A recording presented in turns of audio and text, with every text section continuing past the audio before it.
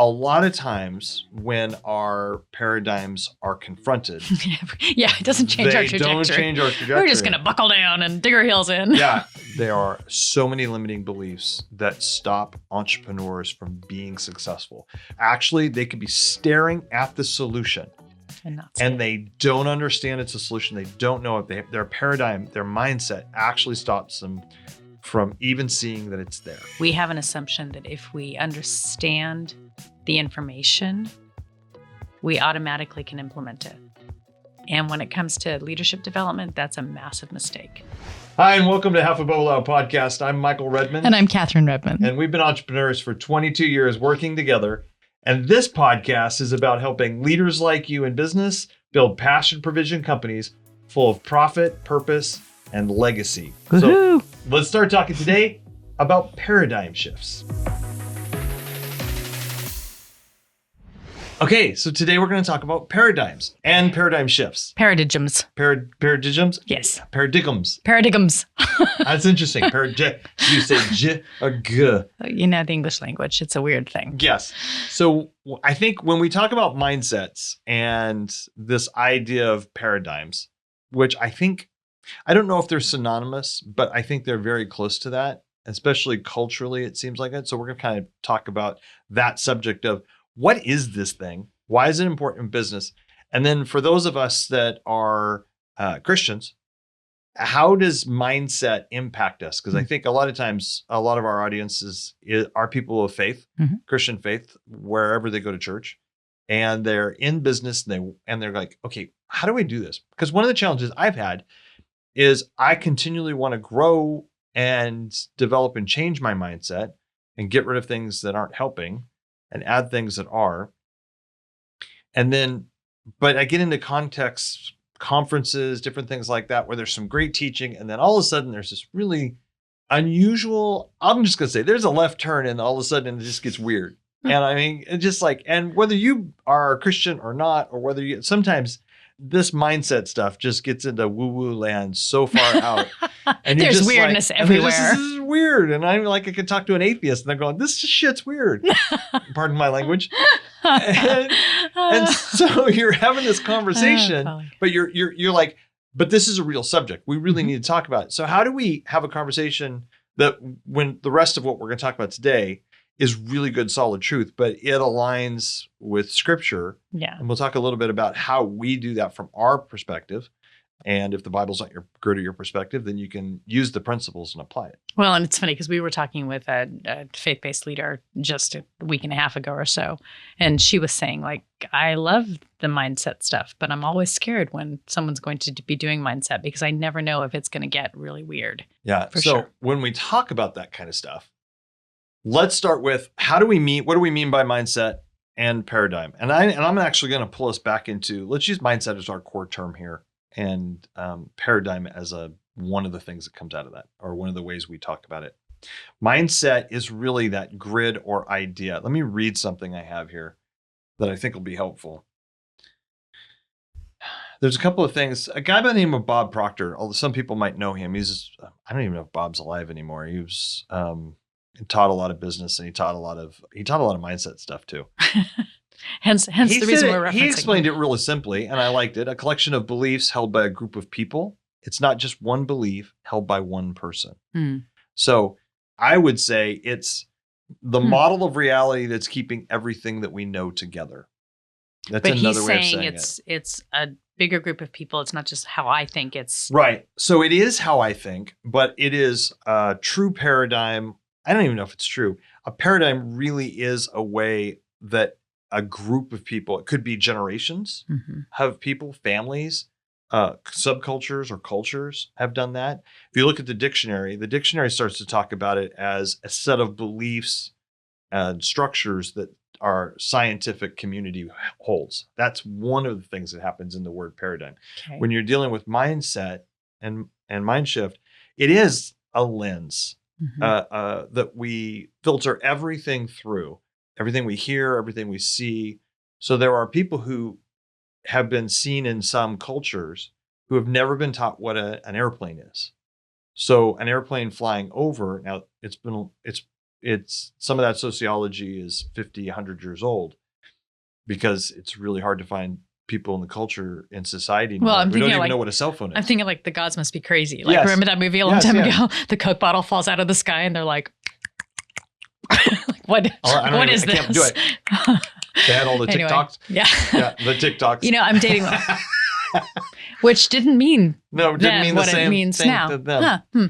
Okay. So, but yeah, I mean, you look and you go, that is something's moving, Right. but I have no idea what it is. Right. And when I was a young boy, I was in Boy Scouts. I remember being on a camping trip and not being able to go to sleep, staring at a gazillion stars, and then watching what I thought at first was shooting stars, but they went really slow and they were consistent, and they were Satellites. Like what is this magic? But it looks like like any other star in that context. It Yeah. just moves in this slow pattern, and then another one shows up and another one shows up, and all of that, and it doesn't burn out usually, right? Well, and when you said earlier, Hopefully it doesn't burn out. on good days for NASA and various other organizations, when you said earlier that sometimes paradigms, mindsets are generational. So I immediately thought about the conversation you had with your dad when you were young and you were looking, you had this idea that work should be something that actually is enjoyable, right? This thing that we do now, where we're like passion and provision, it's a real thing. Yeah. And your dad was like, that's not what work is about. I mean, so because yeah. that shows that very. So I was in probably 5th grade. Mhm. I was an articulate kid in school who didn't do his homework. So you could say I was a bad student. You're a rebel. I don't know if I was being a rebel. I was just Without a cause at that point. I just somehow could not focus and get myself. Some people would have diagnosed me and given me medicine today. Yes. And maybe that would have helped. Maybe that still would help. But what happened was I had this somehow deep sense that that in life you should be able to find joy and happiness in things, even though things should be hard, take work, be challenging, whatever. But the goal was to continue to be in this place of enjoyment. And I was searching for this idea that somewhere I would be able to find work that was enjoyable. Right. Somewhere I would be able, and I'm 5th grade, but we're having an argument about I'm not doing my homework. You were ready to go to work. trouble. I'm not working hard. I want a job. The school stuff is ridiculous. And my dad, unfortunately, he looked at me and he said, as I was trying to articulate this through tears, and he said, that doesn't exist. Because he was somehow talking about how I needed to be. Now, this is important. Probably this is a good conversation for mindset.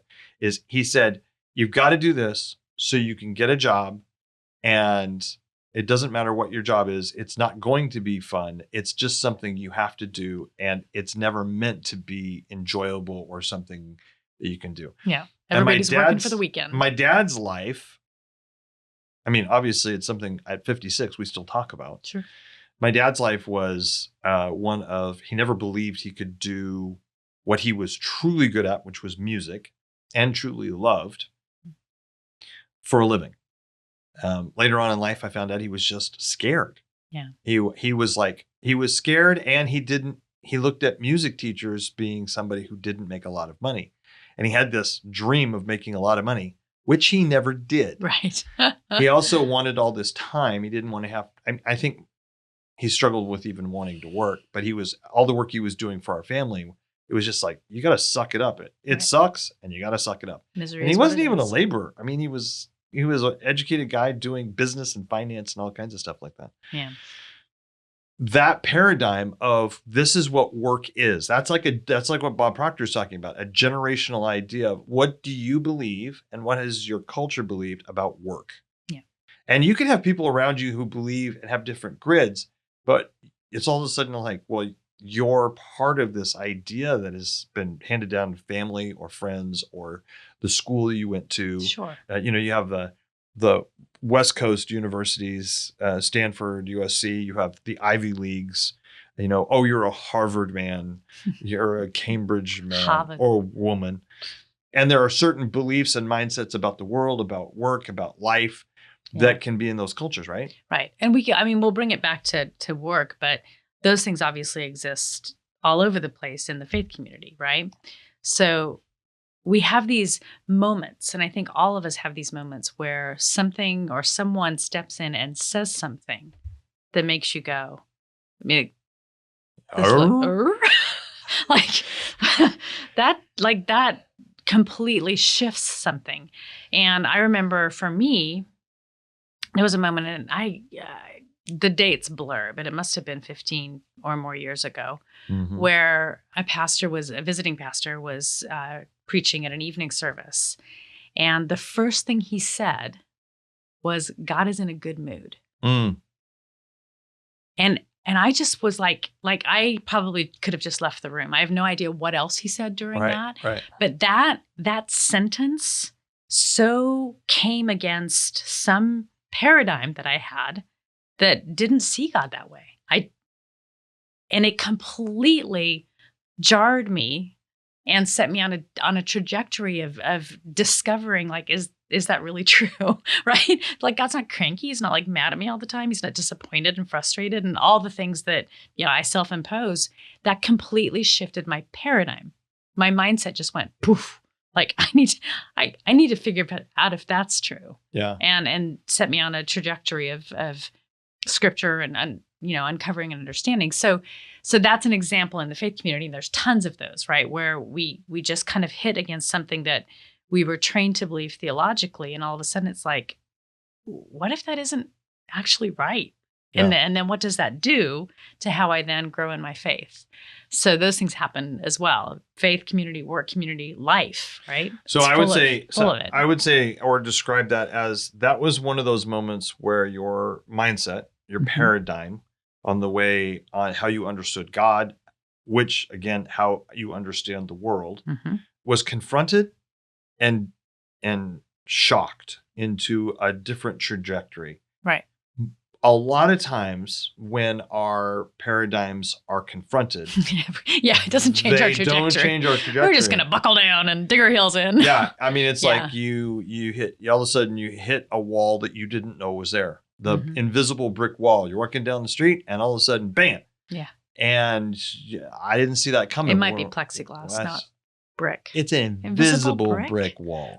That's did you miss tech. the word invisible? No, I didn't miss it. I just can't. That's some tech. Invisible has been imagined by people for decades. It is not that difficult of a concept.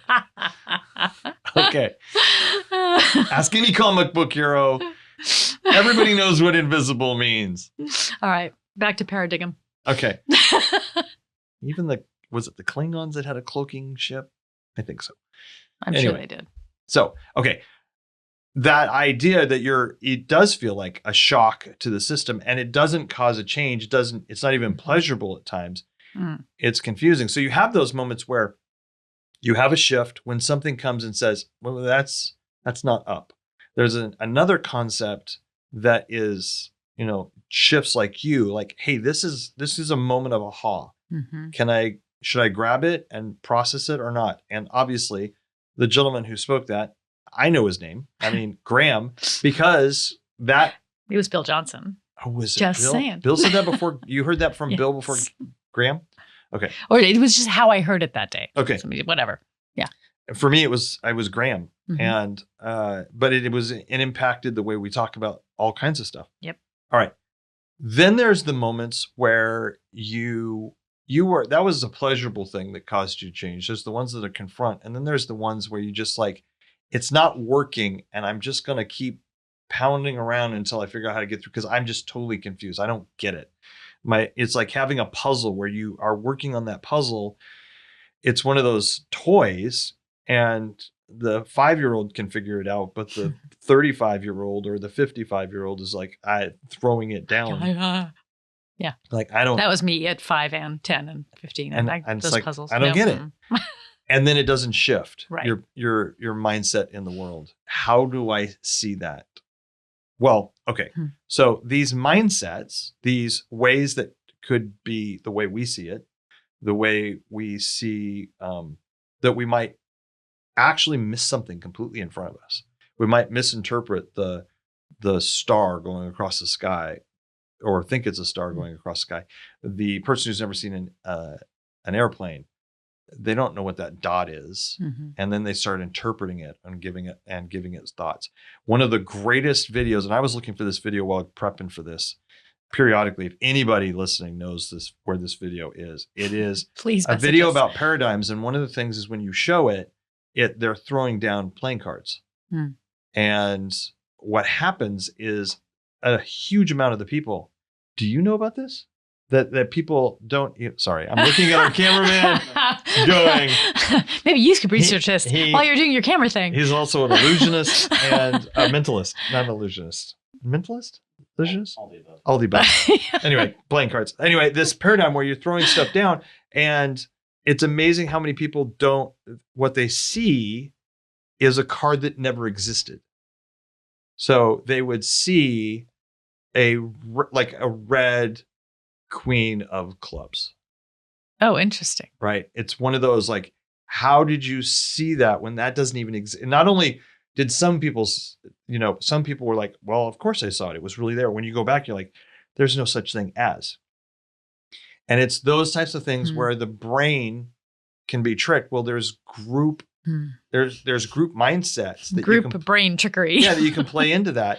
And then there's things you just completely miss. I would propose that sometimes that people are you're talking to people and they're totally oblivious to something in their environment. They just don't see it because they've never been trained to see it. Their mindset filters it out.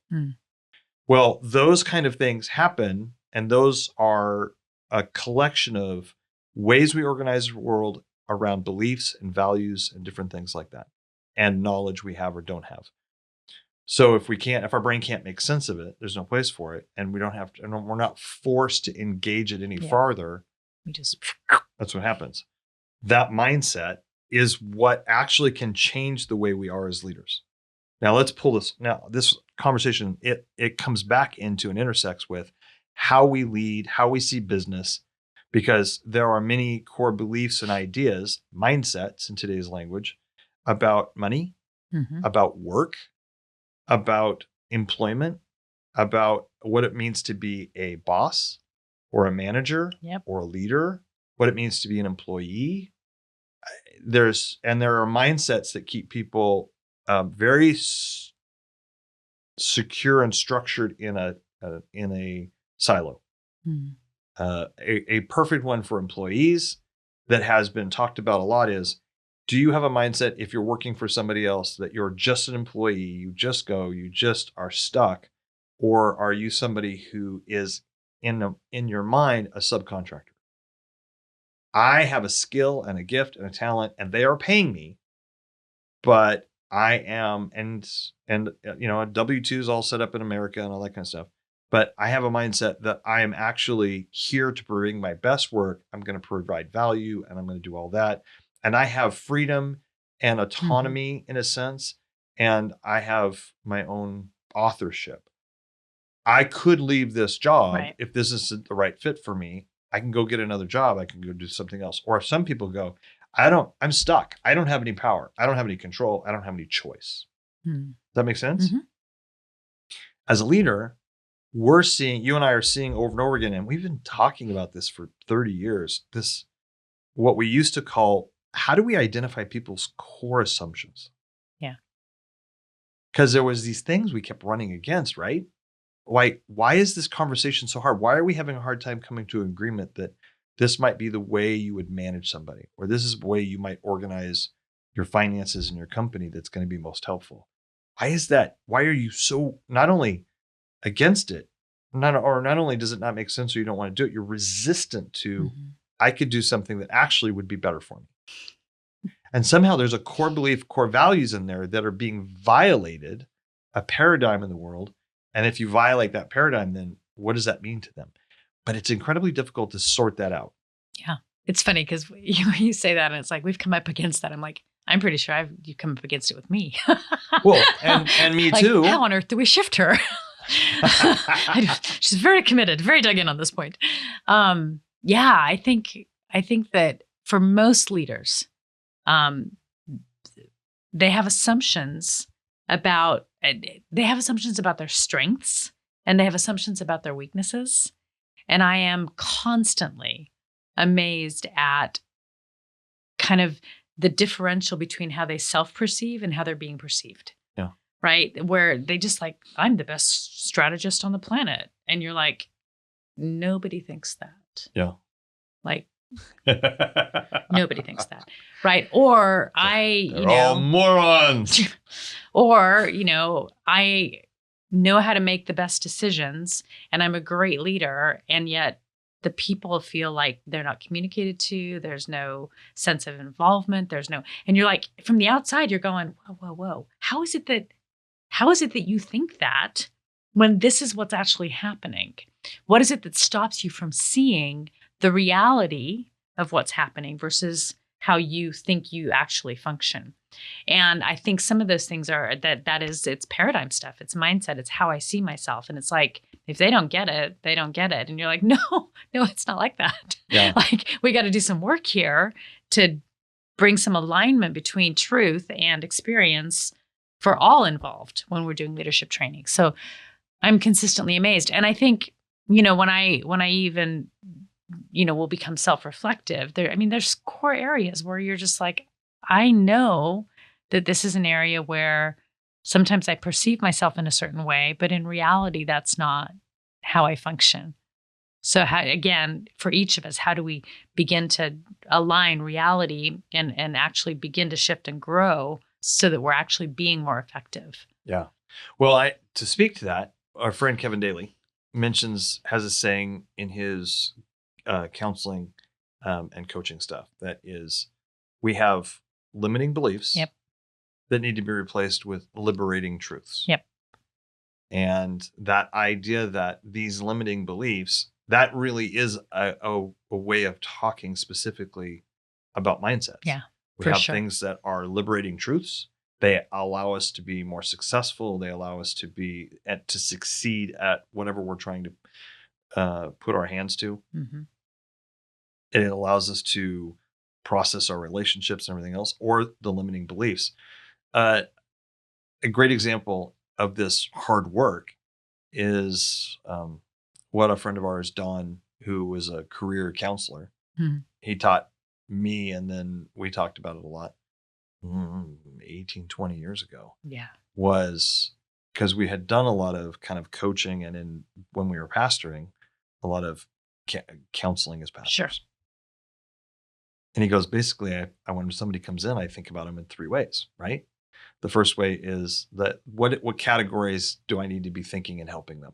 Right. One is just coaching. You just need somebody to talk to. You just need to talk it out. Outside perspective. You probably have all the ideas. Everything's fine. We'll do some coaching. The next one's counseling. There's some emotions that you need to process, some pain and some hurt you need to walk through. Yeah. But you just need somebody to walk through it with you and to help you get there and to make sense of some of it and move on. So you got coaching, you've got counseling, which is a little bit more progressive. And then you've got what he would refer to as therapy is needed.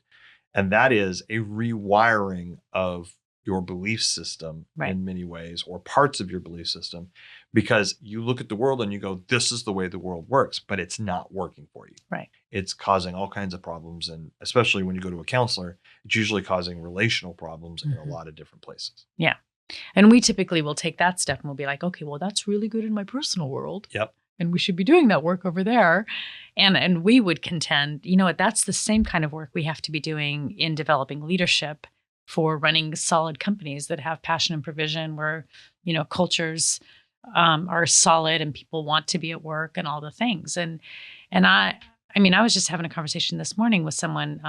I was at a client meeting, and it is just no fun to work in an organization where you don't feel like you want to go to work. Oh boy. Right? Where you're just worn out, where the relational stuff isn't working, the transition feels like it's never ending, all the things. So when we think about this, all of the different pieces that have to happen within a leader, investing that time in what are the mindsets that I carry that are helping me, and what are the mindsets that I carry that are hindering me? What are the limiting beliefs that stop me from doing the things that I should be doing to help our company flourish? I think those are super vital questions, and we're not always asking them. It's like we've made this separation, as I think we do regularly between that's just work and, between the public and the private life.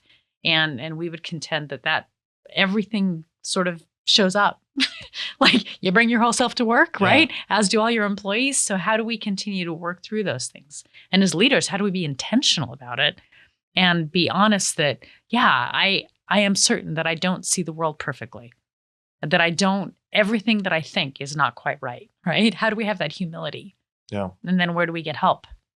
So one of the things, as we're talking about this, a couple of things are going on in my mind. One is going back to the story about my dad. Mm-hmm.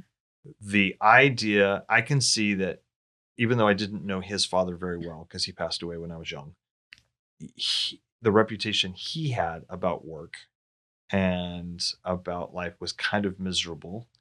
Mm-hmm. The little I know about his father was they lived in a measure of poverty because they couldn't figure out. I mean, they obviously never figured out how to get out of it, even though people around them and even people in the family didn't live in poverty. Mm-hmm. It wasn't like they were all stuck in poverty. So this miserable, cranky great grandfather that I had created curmudgeons, the lot of them. You come from a series of curmudgeons. I know, it's amazing that I'm a happy bloke. It's a good job. Your mom's side has some happier people. Oh yes. oh yes. Yes. But you see this idea, and part of what it was struggling for me in the midst of having ADD and struggling to figure out how do I take the gifts and the things that I was really talented at as a kid, processing information, having conversations, understanding what was going on in school, but not following all the rules to get graded in a way that they could do it. Now, homework was the best thing in the world in college and learning to adapt, and for me to be able to translate the gifts I did have and interact with a lot of other people. So I want to say that really clearly. I love. I did graduate from college, and I did have a good grade, GPA. But what I started doing is that idea, that mindset. I had come to a belief that my dad was wrong, but I wasn't sure my dad was completely wrong, and I started behaving in ways that was saying I could figure out how to be happy without having a job. Yeah. I could figure out ways to make money without really, there's got to be ways. I began an experiment. What I realized looking back as a teenager, I mean, I had my own companies. I had a couple of companies before I was 18. Well, we've shared that on the podcast before. I had lots of different jobs before. And too many business cards. Too many business cards. But what was interesting is I look back and I go, I think one of the things that was going on was I didn't mind working, but the definition of a job that my dad gave me was awful and he was wrong. So therefore I must be able to do something to make a living and take care of myself and pay the bills and all that stuff that doesn't fit with that, because I didn't have all the information. I had some of it and it didn't jive. Yeah. And I knew that you had to function in the world. So now I'm experimenting with get rich quick ideas. Absolutely. Or how do you just get by and do something, and not knowing how to leverage a small business that doesn't do much money into something else, because it's like they were missing pieces of my paradigm and I didn't even know they were there. So I would give up on things before I followed through on them. Well, and then we met and our paradigms kind of collided, because now it's like, you want to marry me? You better figure out how to make me secure. And security requires a job. Yeah, you just wanted to sit around and eat bonbons. And you just wanted me to I just wanted you to be able to pay your bills. I just want you to be secure. I just wanted you to be able to pay your bills. I was paying my own. I didn't want to pay for all yours. I had my own way. So, yes. But I remember, and we've referenced this before, but the conversation we had up on what is the name of that cool highway off Highway 92? It's near San Mateo. It's basically the coastal mountains of the Northern Pacific. So we're on a beautiful spot, having a picnic, yes, and having a conversation about, you have just got to freaking get a job. It wasn't a fun conversation. It was not. Not for you. Spot. Not for you. Not a beautiful moment. And then there was a job board that had something about plasma science, and I was like, you need to go for an interview. And you're like, I'm not going to work in a blood bank, and I'm like, I don't care. Get an interview. So that even just that clashing of, and I didn't know that I was coming up against such a profound, mindset. Deeply felt, I don't want to be miserable at work kind of thing that was happening inside of you. I just knew you needed to get a job. Yeah. Turned out to be a good job, and I got to pretend I was right for a long time. But in reality, that was that collision of those sensitivities. Like, yeah, you've got to, if we're going to have a future, you have to figure out a way to make a living. Yeah. And whatever you're doing hasn't been working. So let's just get a job, shall we? And we had to sort it out. And we found a path. Praise God. We found a path. And it turned out to be a really good path for the last 32, 31 years. Totally. That led to, ultimately, strangely enough, led to entrepreneurship and building a company.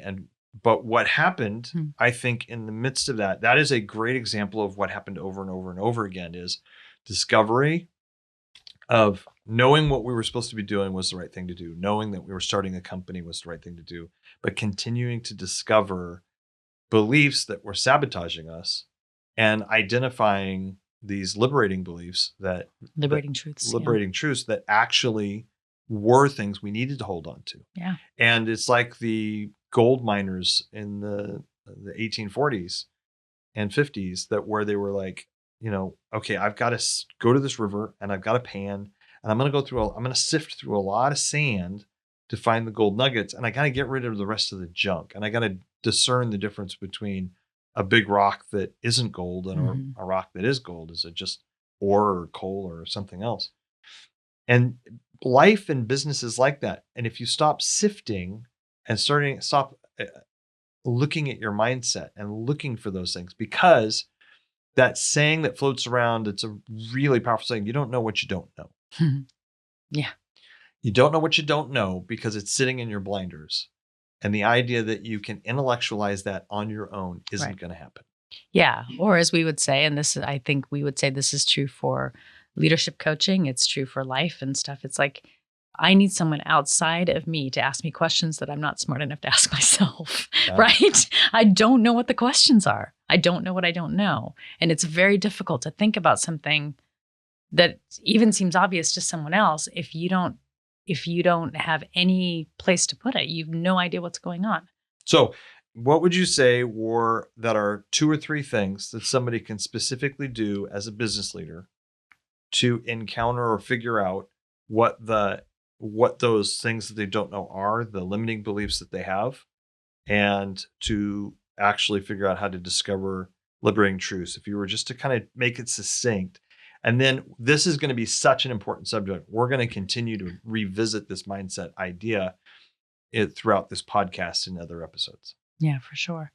I mean, I think we say this over and over again, but leadership is lonely.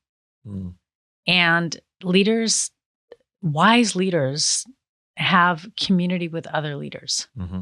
So whether that is really trusted friends who are leaders, right? Who actually understand the things that your day-to-day life entails and the risks and the fear and all the, places where you can be safe and honest to say, these are the things I'm struggling with, and discover, oh my gosh, it's not just me. Yeah. Right. So certainly that, just having those people in your life that are maybe a little further along in business than you are, right? So that they've had experiences that you're just starting to experience, and they can give you perspective. So the first thing to me is really what kind of input do you have that will stretch you and give you encouragement and a safe place to grow. So what community do you have? So that would be the first thing. And what else did it mind? Well, I mean, you always want to be like, and there's really good leadership coaching. So really, what does it look like to, potentially say it is actually time to invest. Yeah. There are incredible assessments that really help identify some of the holes, right? And then to create plans to actually work through those. And so I think every really, really good leader we know has a leadership coach. They, and oftentimes are paying for them. And so to really say it is important that I invest in this, not selfishly, but because this company, these people that I work with, they deserve the best version of who I can be. So I need to continue to figure out what it looks like to grow into that. Well, and if you're investing, show me where you spend your time, show me where you spend your money, and I'll tell you what you value. Right. And I can pretty much ignore your words. Yeah. And I can just watch your behavior. Right. And if you're investing in X amount of things, X amount of people, then that's it. And where you're putting your money. So with that said, you get into this context of, do I value having a coach or whatever? If you don't have the money right now, you're a starting entrepreneur or something like that. You're a starving entrepreneur. Starving entrepreneur. I get it. There's challenges, but Absolutely. at some point you've got to say, what's my budget? What am I going to spend now? What am I going to spend later? I will guarantee anyone that the mindset issues around money, leadership, yourself, there are so many limiting beliefs that stop entrepreneurs from being successful. Actually, they could be staring at the solution and they don't understand it's a solution. They don't know if their paradigm, their mindset actually stops them from even seeing that it's there. Yeah. It makes no sense at all. That's where the term half a bubble out comes from, right? It comes from the carpenter's level. Obviously, it was a nickname that was given to me a long time ago because I looked at the world a little differently, and I'm like, why does it have to be that way? But we were talking earlier like that. I'm confused. The whole entire nervous system goes into, if I don't understand what's going on and I'm confused at the moment, I often tilt, go, and what's happening is, can I get a different visual perspective? Can I move my ears to a different place where I'm hearing it? Can I get my senses wrapped around it? And our nervous system automatically does that when we're confused. It's looking to make meaning out of something. But it has been said for centuries, if not millennia, in different philosophies, different constructs, different ideas of looking at the world, including the Bible, that there is a way that human beings look at the world and make sense of it and organize it and structure it. And then there is a way that things actually work from a design perspective, the way God designed it. And sometimes, just like our beliefs, we have places where we see that clearly and we understand cause and effect. And we learned that actually human beings over time learned that the seasons were consistent and that the seasons and planting, if you aligned them, you could plant, grow, and harvest on a regular basis. That seems like something natural, but there was a point in time where the agriculture, people didn't understand that about agriculture, and it caused a lot of challenges and problems. Those ideas of growing and realizing that sometimes you come to a truth and it makes you feel off balance. Being in the community, I think, is really important around other people, and because you can't always read the label from inside the bottle. Yep. Actually having one-on-one conversations with people that are peers so that you can hear perspectives and different ways people look at it. And you could use that to be introspective.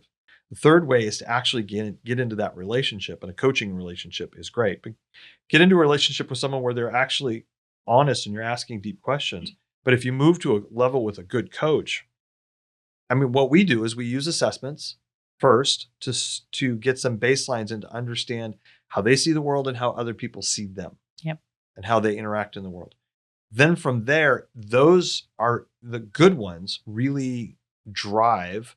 And I love the 2 or 3 that we use right now to seem to be, after decades of looking, ones that pierce into that thought and perspective and ideas of what we believe, to really grab a hold of a mindset, how we behave and how we think. And then we have a place to start having conversations about how are those ideas and thoughts being successful? Where are the gaps? Where do they conflict together? And we can have conversations and uncover things. And in the midst of those conversations, what we're listening for is, where do you have liberating truths? And where do you have limiting beliefs? And you need somebody to catch that, because a lot of times you're talking and all of a sudden those coaches of ours that have been amazing, they're like, did you just hear what you said? Right. And you're like, well, I said it, but it didn't sound profound. What are you talking? I mean, there's sometimes what are you talking about? Somebody's asked me that and I've gone, yeah, it was really dumb. Yeah. I said well- that and I meant it, but that doesn't even make any sense now that I'm, wait a second. Well, and here's what I love about That was great dumb. coaches that we've experienced. They're like, did you hear that? And they're writing down, noting, Mhm. that's a limiting belief. Yep. And I'm like, no, that's truth. No, No. that's a limiting belief. Yeah. And you may not be able to see it, but let's talk about it. And then other times they're like, okay, here's that truth. Now we need to talk about this more in other episodes. But when you start to uncover that and you have somebody spotting those things, they also can encourage you that you have actually a truth Mhm. that's liberating, that you don't even understand that you actually have it or how powerful it is. So you kind of just almost shove it off to the side and ignore it. Yeah. Or you don't think it's anything special because it's just the way you've always saw the world. And quite frankly, that's gotten you in trouble because it conflicted with too many people. Mhm. Now, it's those kinds of things that I think are really powerful. And those are the kinds of things that you and I have worked through to have a business that's lasted 22 years, a marriage that's lasted 31 years. And in the midst of it, both of them are thriving, along with a relationship with our daughter that's thriving as she's, 28 and has her own life and her own structure and her own processes and her own thinking about how the way Fancy she that. looks at the world.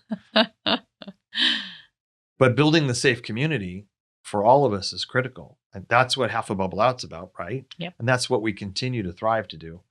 So I think that's probably a good place to pause the conversation on mindset for today and just go, this is a really good discussion about what mindset paradigm is. Mhm. And then let's look forward into making sure that as we talk about the other areas of business, leadership and finance and all that, that we always come back to what are the things you need to know and believe and the assumptions you need to have, as opposed to the facts and the things you need to learn to actually just the elemental stuff that you need to do.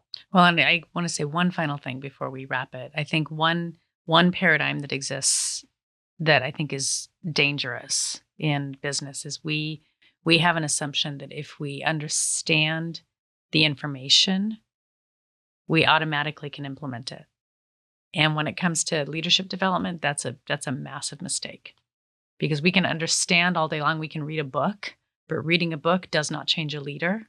It's acting on what's in that, and usually with some assistance and some accountability and some input that begins to shift. So I think that's just well to said. say. Thanks for joining us today. And if this kind of conversation is helpful, watch our other episodes because we're going to be continuing to unpack leadership in a passionate provision world where you can actually thrive as a company and thrive as an individual and find fulfillment and impact the community around you if that's something that you actually want to do. Thanks for joining us. Have a great day.